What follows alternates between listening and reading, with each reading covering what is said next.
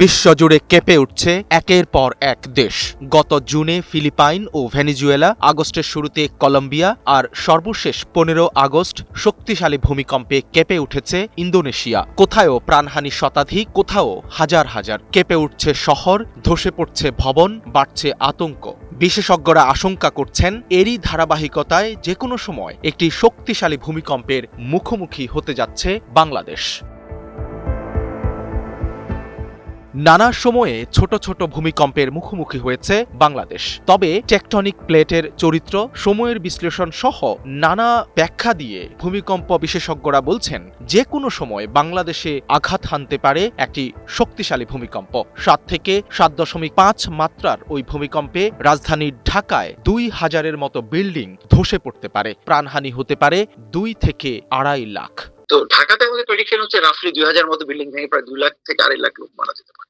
এখন এই যে 2000 বিল্ডিং খারাপ, এগুলোকে তো আইডেন্টিফাই করতে হবে, তাই না?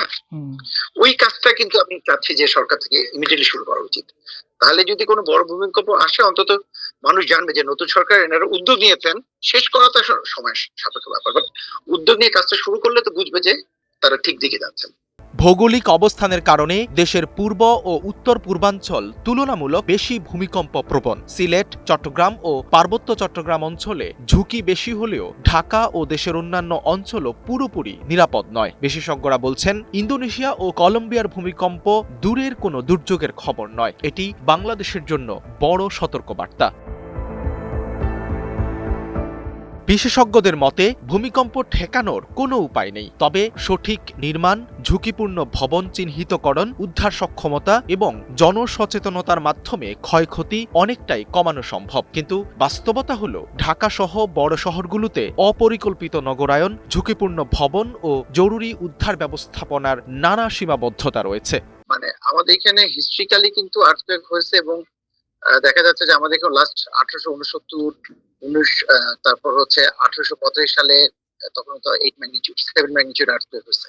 এখন এগুলো প্রায় 125 বছর 150 বছর উত্তীর্ণ হয়ে গেছে। মানে এখানে একটা হতেই পারে। এখন প্রশ্নটা হচ্ছে যে আমরা প্রিপেয়ার্ড কিনা। একটা ভেনেজুয়েলায় তো ধরেন, ভেনেজুয়েলা বা কলম্বিয়াতে যে মানুষের জনসংখ্যা, তার তুলনায় আমাদের জনসংখ্যা প্রায় 15 থেকে 20 গুণ বেশি হবে। ওদের যদি 5000 মারা যায়, আমাদের 50,000 মারা যাবে। কিন্তু এটার জন্য মেইন যেটা দায়ী সেটা হচ্ছে ভবন। ভবনগুলাকে আমরা ভূমিকম্প সন্নিবেশে তৈরি করছে কিনা সেটা একটা প্রশ্ন। এবং এখানে সরকার কি উদ্যোগ নিচ্ছে যাতে ভবন যেগুলা নতুন তৈরি হচ্ছে সেগুলাকে ভূমিকম্প সহনীয় মানে হিসেবে করা হচ্ছে কিনা সেটা চেক করা, এবং যেগুলো এক্সিস্টিং আছে সেগুলা কি ব্যাপারে কি করো। এখন আমার জানার মতো সরকারের কোনো উদ্যোগ নাই, এনাদের একটা পলিসি থাকতে হবে। এদিকে জাইকা ও সিডিএমপির এক জরিপে দেখা গেছে ঢাকায় 7 মাত্রার ভূমিকম্প হলে প্রায় 72,000 ভবন ধসে পড়তে পারে। তবে কোন ভবনগুলো সবচেয়ে বেশি ঝুঁকিতে রয়েছে তার নির্দিষ্ট তালিকা এখনো করা হয়নি।